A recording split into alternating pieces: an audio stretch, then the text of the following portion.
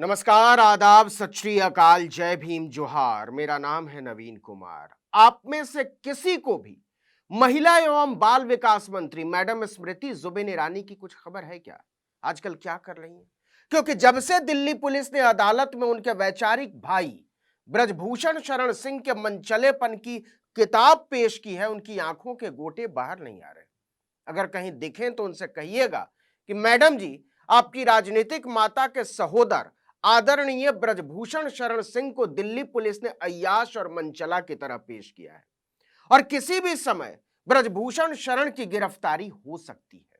जी हां, महिला सुरक्षा के प्रखर प्रहरी माननीय भाजपा सांसद और प्रधानमंत्री नरेंद्र मोदी के वैचारिक शागिर्द, महिला प्रेमी आदरणीय ब्रजभूषण शरण सिंह के बारे में अमित शाह की दिल्ली पुलिस का ख्याल है कि इस आदमी ने महिला पहलवानों के यौन उत्पीड़न का कोई मौका नहीं छोड़ा, न तो भारत की धरती पर और न ही विदेश की धरती पर। उसने जहां भी मौका मिला भारत की बेटियों को नोचने खसोटने की गंदी कोशिश की है, उन्हें गंदे इरादों से हाथ लगाया, लेकिन मोदी की हिम्मत नहीं हो रही है उसे हाथ लगाने की। और ऐसा नहीं है कि मोदी कोई शौक से हाथ नहीं लगा रहे, मोदी मजबूरी में हाथ नहीं लगा रहे, क्योंकि ब्रजभूषण ने हुंकार भरी है कि भाजपा में किसकी हिम्मत है जो उसे चुनाव लड़ने से रोक दे। ब्रजभूषण की चुनौतियों पर आएंगे, लेकिन पहले जरा दिल्ली पुलिस ने भाजपा के महिला प्रेमी पुत्र पर क्या क्या टिप्पणी की है उसे समझ लीजिए। दिल्ली पुलिस ने सांसदों विधायकों के लिए बने दिल्ली के राउज एवेन्यू कोर्ट के अतिरिक्त मुख्य मेट्रोपॉलिटन मजिस्ट्रेट यानी एसीएमएम हरजीत सिंह जसपाल की अदालत में साफ साफ कहा है कि उसके पास ब्रजभूषण सिंह के खिलाफ आरोप तय करने के लिए पर्याप्त सबूत है। एक बार नहीं, कई बार उसने तिरंगा लहराने वाली भारत की बेटियों को गंदे इरादों से छुआ।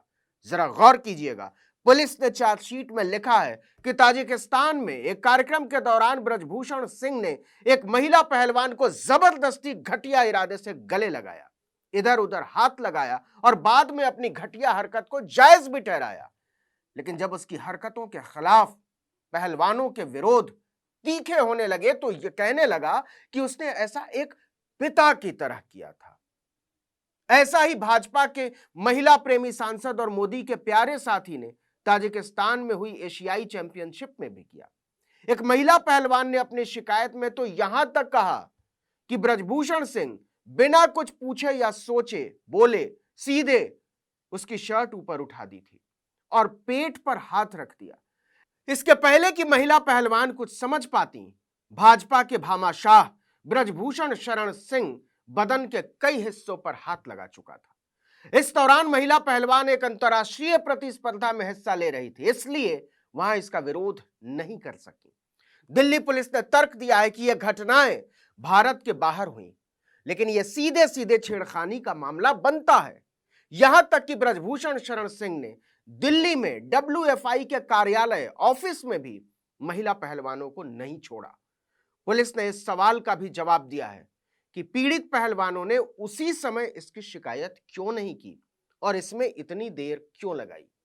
पुलिस ने जोर देकर कोर्ट में कहा कि इस बात का कोई मतलब नहीं कि पीड़ितों ने घटनाओं पर प्रतिक्रिया दी या नहीं, और दी तो कब दी, क्यों देर लगाई। मूल प्रश्न यह है कि यौन उत्पीड़न की जो शिकायत वो कर रही है वो हुई है या नहीं, और वो अपराध के दायरे में आती हैं या नहीं।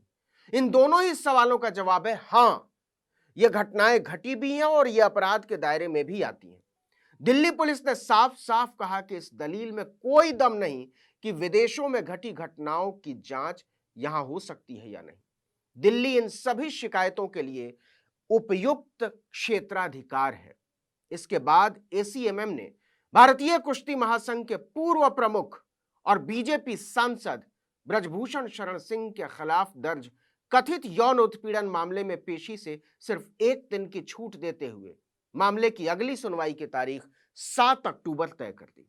आपको याद हो तो पिछली सुनवाई के दौरान भी दिल्ली पुलिस ने कोर्ट को बताया था कि उनके खिलाफ लगाए गए आरोपों की जांच के लिए सरकार ने जो निगरानी समिति बनाई थी उसने भी भाजपा सांसद को बेकसूर नहीं बताया है। पुलिस की जांच में भी यह सामने आया कि सांस चेक करने के बहाने ब्रजभूषण महिला पहलवानों की छाती छूता था, और इसके बाद भी स्मृति जुबिन ईरानी का कंठ नहीं खुला था अपने राजनीतिक भाई की गंदी करतूतों पर।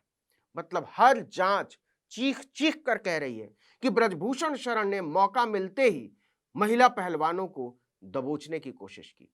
लेकिन भाजपा को, नरेंद्र मोदी को, जेपी नड्डा को, स्मृति ईरानी को लगता है कि उसका प्रताप महिला सम्मान को बढ़ा रहा है।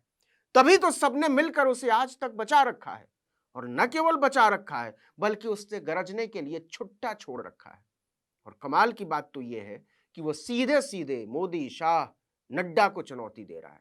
राजधानी लखनऊ के पास बाराबंकी के केडी सिंह बाबू स्टेडियम में एक कार्यक्रम था। उस कार्यक्रम में ब्रजभूषण शरण सिंह मुख्य अतिथि थे। वहां कुछ पत्रकारों ने पूछा कि क्या आप 2024 का चुनाव लड़ पाएंगे? सुनने में आया है कि भाजपा आपका टिकट काटने जा रही है। सोशल मीडिया पर इसकी बड़ी जबरदस्त चर्चा है। इस पर ब्रजभूषण शरण सिंह बुरी तरह भड़क गए और पत्रकारों से पलटकर सवाल पूछा कि कौन कटवा रहा है मेरा टिकट? क्या आप काटेंगे? बताइए। आप कटवा सकते हो तो कटवा लेना। कौन काट रहा है उसका नाम बताओ। काटोगे आप?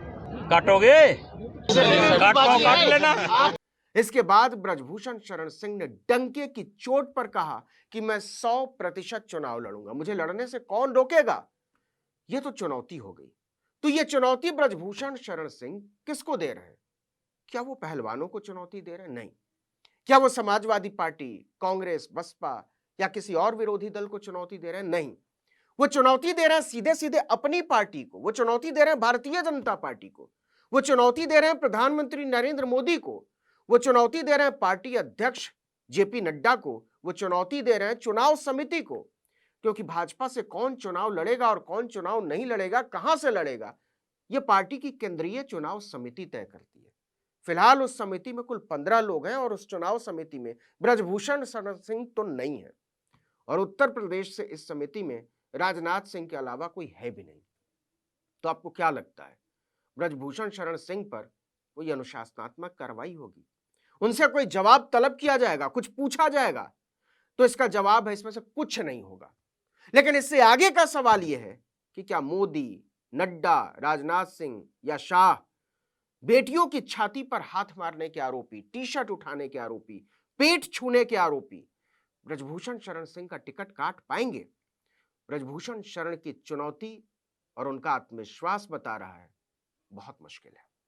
इस वीडियो में इतना ही। लेकिन अगर आपने आर्टिकल 19 इंडिया को अब तक सब्सक्राइब नहीं किया तो फौरन कीजिए, बेल आइकॉन दबाइए, घंटी जैसी आकृति लाइक कीजिए और कमेंट करके बताइए हमारा वीडियो आपको कैसा लगा। यूट्यूब पर देख रहे हैं तो हमारे चैनल को सब्सक्राइब कर लीजिए, फेसबुक पर देख रहे हैं तो हमारे पेज को लाइक कर लीजिए, इंस्टाग्राम पर हमें फॉलो कीजिए और हमारा ट्विटर हैंडल है article19_India और मेरा ट्विटर हैंडल है नवीन जर्नलिस्ट। आप मुझे भी फॉलो कर सकते हैं। नमस्कार।